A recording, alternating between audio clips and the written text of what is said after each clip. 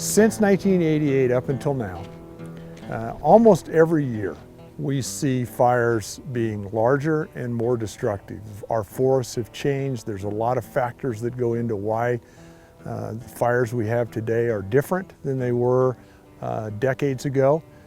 But among fire professionals, there's no doubt that the fires today and the fires that we're going to face in the future are significantly more difficult to deal with and create much more damage than fires we've had in the past. So the Flagstaff Watershed Protection Project is our action to reduce the type of fire we'll have, the severity of that fire, and the impact it will have within the Flagstaff community. This is the first voter-approved capital bond initiative in the country where citizens have voluntarily taxed themselves to do work on federal land, much of which is outside of the city itself. This is a model program that's being looked at on a national basis as a partnership effort between a local government, in this case the City of Flagstaff, and the U.S. Forest Service. This type of work, this fuels reduction, forest restoration work that needs to occur to prevent catastrophic fire is something needed across much of the western United States. But it's expensive work, and the federal government does not have the resources to do the kind of work necessary across the landscape of the West. On the other hand, the local communities are the ones that suffer the impacts of the fire. They will live with the results of a bad fire for weeks, months, and years, and in some cases decades after the incident is extinguished. So this is a great example of a partnership between the local government and the Forest Service, one that we hope is emulated in other parts of the country. But for the citizens of Flagstaff, I think it's important to recognize that their investment will make a difference. We're standing on Mount Eldon, and we're right at the top where the radio fire in 1977 came up the drainage behind me and burned about 5,000 acres. And that's exactly the type of incident that we are trying to prevent from occurring. The Schultz Fire 2010, which burned just to the east of us, was a $10 million fire to suppress, but the economic impact of that fire, the flooding that occurred afterwards, amounted to between $130 and $140 million in the 2 years following the fire. Similar fire that would burn just to the west of us here in the Dry Lake Hills area has the potential to impact the city of Flagstaff between $500 million and $1.2 billion in damage. So the $10 million bond that the citizens passed in 2012 is a significant amount of money, but it is a great investment when you consider the alternative, which is so much worse. One partner that was very critical to us when this was decided to be a voter initiative on the ballot, a group formed in town called Yes on 405, a citizen action group that recognized the threat, recognized the solution, and decided to mobilize to promote that. They raised and spent $8,000 on some mailings and some placards and some signage that went up around town, and that $8,000 was parlayed into a $10 million approval. That's one of the better investments that we've seen. Looking back on the campaign that helped pass the 405 proposition, that was the proposition on the general ballot in the election of November 2012 that made that $10 million of municipal bonding available for this very unique project. I got involved in that campaign the late summer of 2012. I had just retired from my Forest Service career the fall earlier, so this was my first summer as a retiree. And this was the summer that city leadership and Forest Service leadership had been talking about creative ways to fund this very vital forest thinning work that needed to be done around Flagstaff. The City of Flagstaff, through its voters, has invested over $10 million into this project, and we've been able to match that with another $7 million in grant money.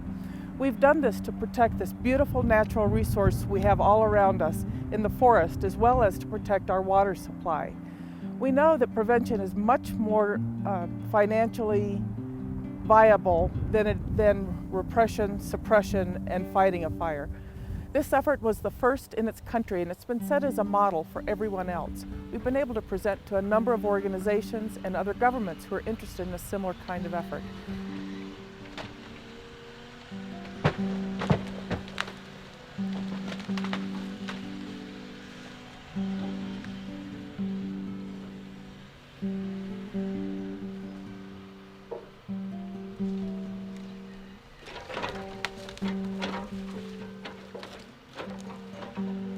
Dry Lake Hills is actually one of 3 areas that is being worked on within the Flagstaff Watershed Protection Project area.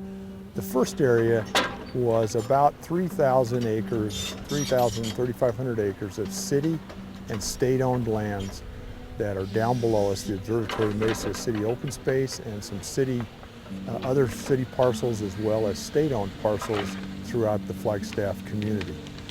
That work has largely been completed.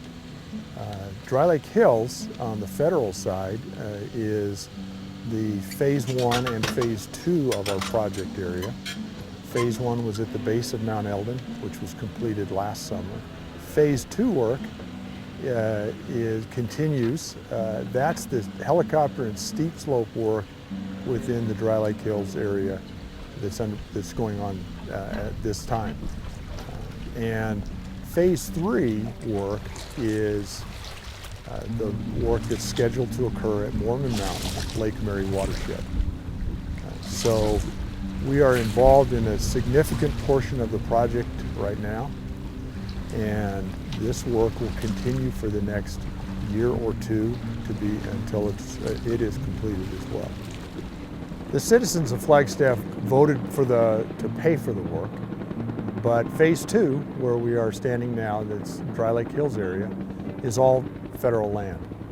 So that partnership is very strong between the U.S. Forest Service and the City of Flagstaff. But there are a lot of other partners who have been involved and continue to be involved in making this a success. Those include the Northern Arizona University Ecological Restoration Institute, the Arizona Department of Forestry and Fire Management, Greater Flagstaff Forest Partnership, the U.S. Fish and Wildlife Service.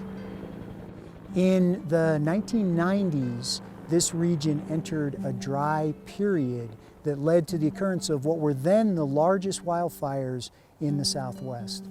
Fires that were on the order of tens of thousands of acres. By the early 2000s, we had jumped an order of magnitude and were experiencing severe wildfires on the order of hundreds of thousands of acres.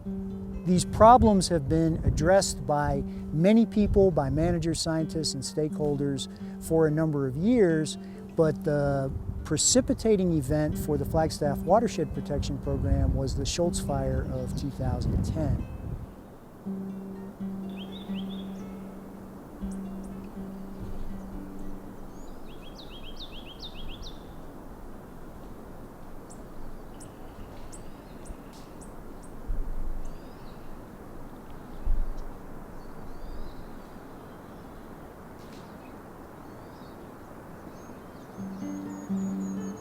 We are a partner in the Flagstaff Watershed Protection Project. We have responsibility for listed species under the Endangered Species Act in the United States, and the Mexican spotted owl, which occurs within the Flagstaff Watershed Protection Project boundary, is a threatened species. I'm our agency's lead for the Mexican spotted owl, and on the recovery team, we've worked for several years to try and design management experiments in order to look at the effects of thinning and burning on the owl. It's been really difficult to get these treatments implemented and to see how these things will affect owl occupancy and reproduction. However, as a part of this project, we were able to work with the Forest Service to design a management experiment that will look at the effects of thinning and burning on occupancy, reproduction, and actual changes in the habitat for 3 protected activity centers and reference occupied sites on the Dry Lake Hills area and 3 treatment packs and reference protected activity centers on the Mormon Mountain. I am the coordinator of the Greater Flagstaff Forest Partnership, and the partnership has been in existence since 1996, and it's a collaborative group that is comprised of federal and state agencies, academic organizations, as well as private and even sometimes private citizens. This organization has been around for around 2 decades, and it's a large reason why the FWPP bond passed with 74% of the vote. There was a lot of work that was done up front so that we could get the bond passed within 9 months. It was a pretty incredible journey that we went through working on the project, and I really think it's because of this collaborative group, the Greater Flagstaff Forest Partnership, otherwise known as GFFP, that this bond was so successful. And then we started to follow up. The city realized that it needed help, and so it decided that it would like to increase its capacity. So it hired on GFFP to put together a monitoring plan. And they did that because this was a voter-approved initiative, and they were spending tax money on this, so they felt like they were obligated to monitor and to show voters that this project was coming off efficiently and effectively. Coconino County has also played a role in the Flagstaff Watershed Protection Project, and we're thankful for that partnership. Another one is the Navajo Nation. They own 140 acres in the very center of the Dry Lake Hills area, Brookbank Meadow. Many people hike that area. There's trails through that converge in the meadow. And in probably almost all cases, people may not even realize they're on a piece of private land. And then City Council has been, although the mayor and council members have changed since the election of 2012, when the bond was passed, the support for the project remains very strong from the council's perspective. Flagstaff Fire Department has been involved. We have a crew that does some of the work in the area, both thinning and burning. Has been engaged since 2013 and will continue to be engaged doing that work through the remainder of the project. Our interaction with FWPP is coordinating with the timber shop and planning out a lot of these fuels treatments up on the hillsides behind us here. And with the fire suppression that's gone on for well over 100 years now in and around this area, the fuel loading that's been created, in and around Flagstaff it's a huge concern for us, particularly with the sheer number of fires we get, both human and naturally ignited fires in and around this area, and the fire regime that is, indicative or in and around Ponderosa Pine. In regards to the prescriptions and the actual treatments, working with the silviculturists and the timber shop, and really all the specialists, be it wildlife biologists, our heritage folks, archaeologists, also the recreation folks, to plan out said treatments up on this particular project, across the mountain, if you will, to make sure that we're taking into account all those factors, not only the fuels hazards, but what those recreation impacts may be, if there are heritage resources on site, what wildlife concerns there may be, and really coming up with that comprehensive plan where we're getting the most benefit on the ground and minimizing any kind of potential negative impacts there may be to those other entities. Some of the contractors who have been involved with us to date on the project include Market Forestry. They're the ones doing the helicopter work in Phase 2. Smith Forestry is doing the steep slope operations. Both of those companies are from out of state. The type of work that we're doing here is unique. It's not been done in the Southwest before. Perkins Timber out of Williams was involved in some of the city-owned properties and on the state properties as well. And then other groups that have helped us from a contractor perspective have been American Conservation Experience, ACE, which is headquartered here in Flagstaff, as well as the Arizona Conservation Corps. And they've done some of the hand thinning work, in addition to the City of Flagstaff crews and U.S. Forest Service crews.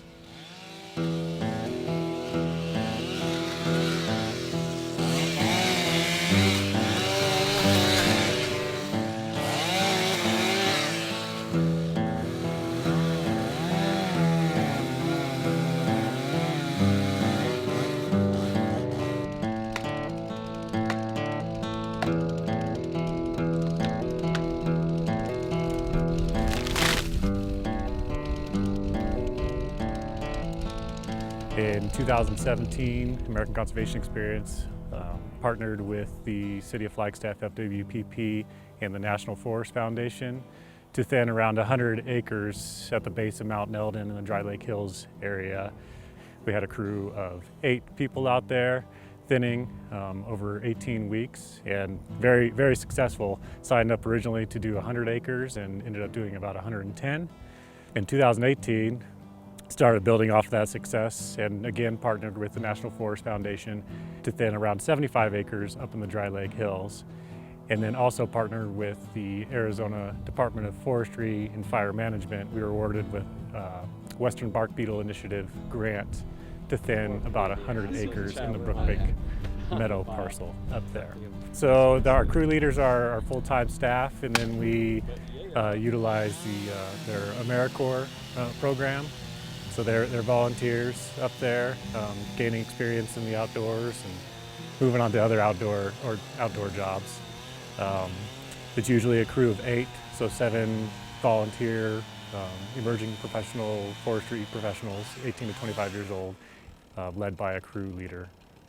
I work with the contractor who's in charge of the steep slope project on FWPP, and I make sure that he abides by the contract, and also we can get the results that we want. The steep slope project has a few pieces of equipment that's kind of unique to this area. One in particular is a tracked machine that's actually raised higher than a regular excavator type machine that we're used to seeing. And this allows the machine to go over those really large rocks. It also allows the machine to climb steep slope.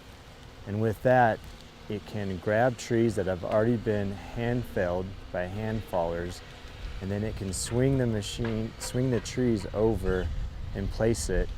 And it kind of keeps doing that down the slope to get to an area where then we can have the trees either be processed or piled. And if they're processed, what I mean is processed is the branches will be completely stripped from the boles. The boles of the trees will then be transported to a staging area where we hopefully can sell the wood. Helicopter is being used on this project because we're operating in an area that is too steep for mechanical equipment to operate. We have men felling trees with chainsaws, and then they're flown by a helicopter to a landing to be processed. We're excited about this project. It's helped bring our company to Arizona. Arizona's been problematic in the Fry area overall, trying to get the work done. And we've been working on the sidelines for about 2 years trying to come here.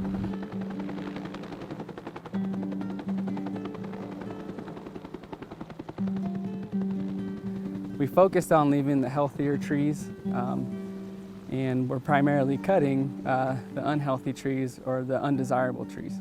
So the whole tree logging process really starts with hand falling, and so there'll be a crew of about 6 individuals that'll cut the trees with chainsaws, and then once those are down, the helicopter will come and pick up the trees. So essentially, I guess before that step, there is a group of people who will tie the trees down, and then they'll hook them up to a cable on the helicopter, and then they fly them out of the unit.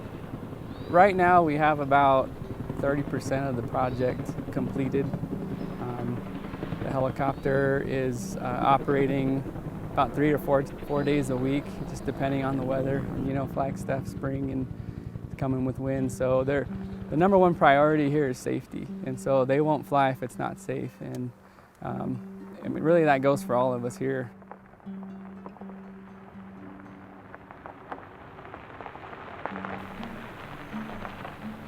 We have this area closed because of the helicopter operations that we're witnessing as part of the Flagstaff Watershed Protection Project, partnership between the city, the community, and the Forest Service. The initial closure went till 2020, December of 2020, but we don't intend to have the entire area closed for that long. It's a work in progress. The areas that there's particular danger where the helicopter or heavy equipment is operating, those areas will be closed, but other areas will have the opportunity to open over the coming months and year. Logging is the most dangerous occupation as measured by deaths per 100,000 employees in the world right now. So when the public's coming in here, they're really putting themselves at risk and our crews at risk. And we'd really implore the public to keep the distance and obey the closed area signs and stay out of the area. We understand how important this area is to the community. Less than 1% of the Flagstaff Ranger District is closed, but it's the favorite 1% for a lot of people. This is a fuels reduction project. We're looking to reduce the risk of catastrophic fire and flooding in the future. We understand that there's an impact. We are trying to avoid more significant impacts that could come in the future. We've been working with the community on the closure. We've reduced it a little bit. We hope to reduce it in the future. We know how important this is just for people getting out and hiking in the day or taking their dogs out. We've also heard from people that this area drives tourism, that people come to ride bikes or hike in this area or participate in recreational events. We're sensitive to that and look forward to working with the community to minimize the impacts as much as possible.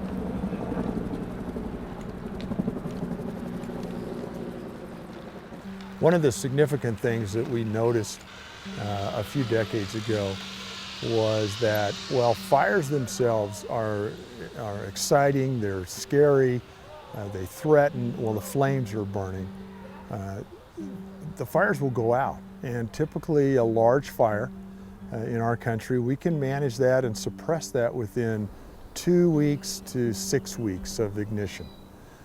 But once the fire's out and the firefighters go home, the community is left to deal with the aftermath.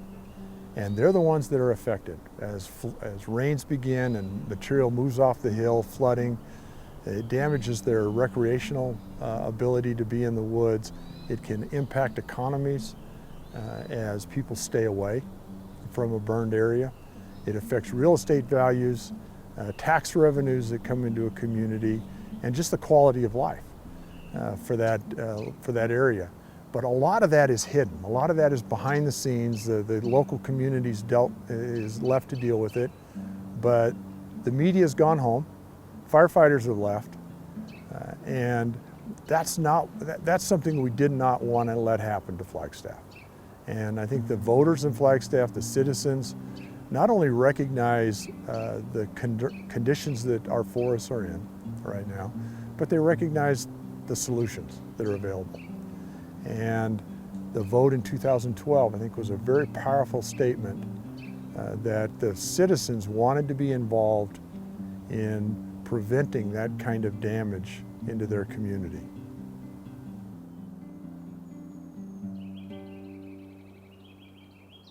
You know, when I first entered council 3 years ago, I began to learn about this project, and it's so essential. Some of the important factors is the first time that a community has gotten together, passed a bond, and worked with partners, the Forest Service and many others, to protect the lands around us and our municipality. You know, I was so happy to tour the Dry Lake site with Senator Kyle and Undersecretary Hubbard. last summer. In March, we also went to Washington, D.C. and met with the Deputy Undersecretary of Agriculture, and again spoke about some of the barriers that we're facing. One being that our forests are not like the forests in the Northwest, but yet we're guided by a manual that says we must treat our lumber that way. And it just doesn't fit here. And so we're advocating for a change in that manual. People in Washington are on board, and we're very excited about this. In order to finish up the project, we're looking at the Lake Mary Watershed, which is Mormon Mountain, and it's essential to the protection of our drinking water, not only here in Flagstaff, but with the communities that surround us. So again, I'm so proud of the residents of Flagstaff in passing this and supporting this forest restoration. They once again came together and decided to protect all the land surrounding Flagstaff, whether they owned it or not.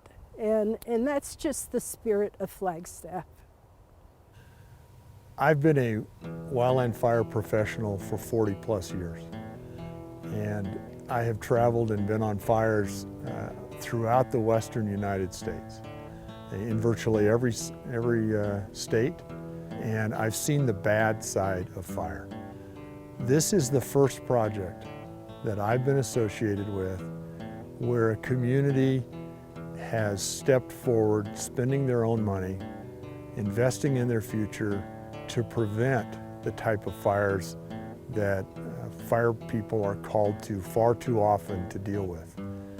So as that wildland fire professional, as the project manager for the City of Flagstaff, for the Flagstaff Watershed Protection Project, I can't thank the community enough for the patience that they've shown on this, for their willingness to invest their own money, and allow us to do this work that will pay unbelievable dividends as we move forward in the community in terms of a resilient forest, protection of the community itself from the effects of fire and post-fire flooding, and for the safety that this will provide for visitors and first responders.